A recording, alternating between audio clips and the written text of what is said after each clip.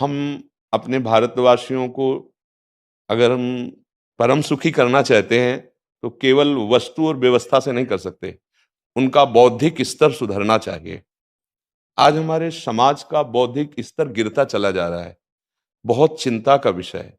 हम सुविधाएं दे देंगे, हम विविध प्रकार की भोग सामग्रियां दे देंगे, लेकिन उनके हृदय की जो मलिनता है, जो हिंसात्मक वृत्ति है, जो अपवित्र बुद्धि है, ये जब तक ठीक नहीं होगी तब तक हमारा देश धार्मिक देश है।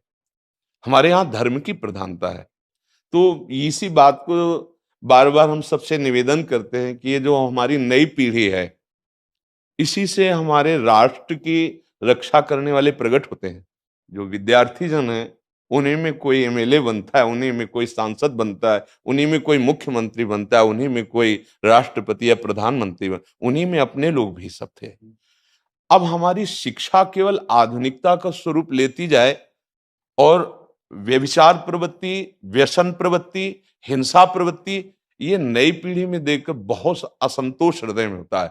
इसीलिए कितनी भी शरीर में पीड़ा हो, हम प्रयास करते हैं जितने से जितने सामने हमारे भगवत स्वरूप जन आते हैं, पहले बुद्धि शुद्ध होनी चाहिए। मय्येव मन आदत्स्व मयि बुद्धिम निवेश है, तो निवशिष्यति मय्येव अत ऊर्ध्वम न संशया।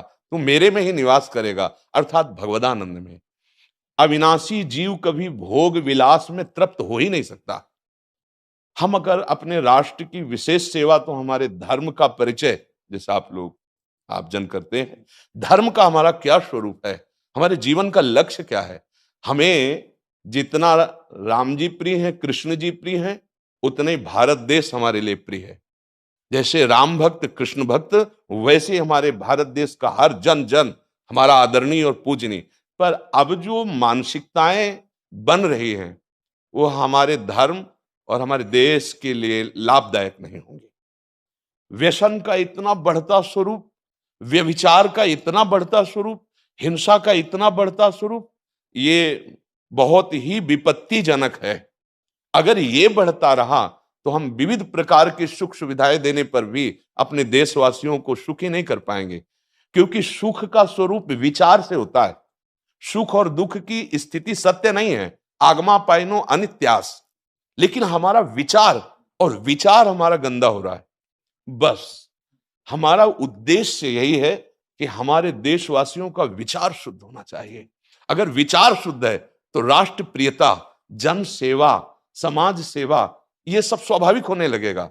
और विचार अशुद्ध है तो सुविधाएं बहुत हैं, उनका दुरुपयोग हो रहा है।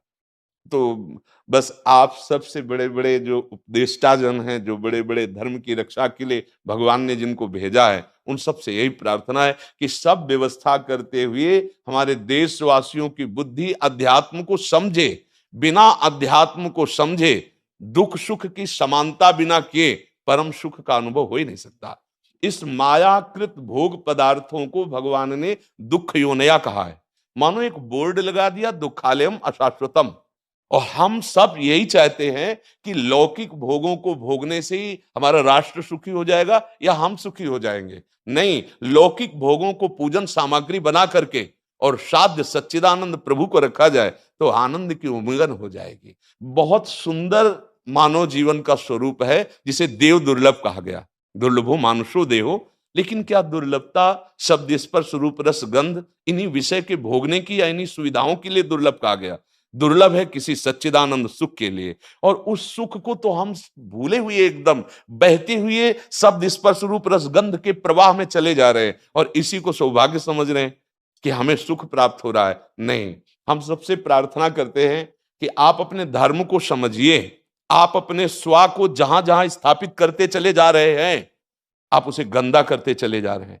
मदिरा में, हिंसा में, द्यूत कीड़ा में, बेविचार में, इसे दोष नहीं समझा जा रहा आज। और हमारे शास्त्र और हमारा धर्म इसको निषेध करता है। कलयुग की स्थिति बताई गई है। छोटे छोटे बच्चे व्यसन करने में लग गए। आज स्कूली विद्यार्थी जिनको ब्रह्मचर्य से पुष्ट होना चाहिए, वो ब्रह्मचर्य नष्ट कर रहे हैं। ये बड़ा चिंता का विषय है। हमारे देश के लिए जो जवान चाहिए, हमारे देश के लिए जो भक्ति चाहिए, उसमें बुद्धि और शरीर बल दोनों होना चाहिए। शरीर बल क्षीण हो रहा है क्योंकि व्यभिचार प्रवृत्ति में बहुत कमजोर अवस्था में, जैसे गेहूं की फसल है और गलेथ में काट ली जाए, तो न दाना मिलेगा न सही भूस मिलेगा। ऐसे ही 20 वर्ष की अवस्था तक यदि ब्रह्मचर्य नष्ट कर दिया जाए तो वो गृहस्थ के योग्य में नहीं रह सकता। राष्ट्र सेवा की क्या बात है। हमारे राष्ट्र सेवा के लिए बहुत विशाल हृदय की आवश्यकता है। हमारे शरीर को बहुत स्वस्थ रखने की आवश्यकता है, तभी हम समाज सेवा, राष्ट्र सेवा। तो शरीर और बुद्धि दोनों का स्वस्थ होना बहुत आवश्यक है। तो शरीर को तो नष्ट किया जा रहा है विषय भोगों में। लोग समझने लगे हैं कि मांस खाने से हमारा स्वास्थ्य अच्छा रहेगा, हम बलवान बनेंगे। अध्यात्म बल नहीं तो तेरे शरीर की चर्बी बढ़ा ले, लेकिन तू न काम पर विजय प्राप्त कर सकता, न क्रोध पर, न लोभ पर, न मोह पर, न हिंसा पर। फिर क्या जीवन। तो इसीलिए हमारा बार बार हृदय में सबसे प्रार्थना है, जिस संत भगवान भी आते हैं, ये देखो इस समय आवश्यकता विचार शुद्ध करने की है, आहार शुद्ध करने की है, आचरण शुद्ध करने की है। हमारे देश ने चरित्र की पूजा की है। रावण किसी बात में कम नहीं था। आज भी कोई शिव अगर अभिषेक होता है तो तांडव स्तोत्र उसी का गाया जाता है। जटाटवी गलत ज्वल प्रवाह पावित स्थले। ऐसा विद्वान और ऐसा बलवान जो 20 बार जैसे झूला आराध्य देव को झुलाया जाए, ऐसे महादेव सहित पार्वती को बाजुओं पे झुलाया, वो महाबली चरित्रहीन हो गया तो अपने देशवासियों ने राक्षस कह दिया उसको। चरित्र, आज हम चरित्र पर ध्यान ही नहीं दे रहे। चरित्र बेचना मतलब कोई समझ में नहीं आ रहा। छोटे छोटे बच्चे चरित्रहीन हो रहे हैं। हमारा राष्ट्र संकट में पड़ जाएगा अगर हमारे बच्चे व्यवस्थित नहीं हुए, उनकी बुद्धि शुद्ध नहीं हुई, उनका स्वास्थ्य ठीक नहीं रहा। कौन आगे चल कर के है? यही पीढ़ी तो है ना, इन्हीं में से तो निकलते हैं हमारे राष्ट्र भक्त, भगवत भक्त, देश सेवी। तो सबसे ये प्रार्थना है कि हमारे नई पीढ़ी को सुधारा जाए।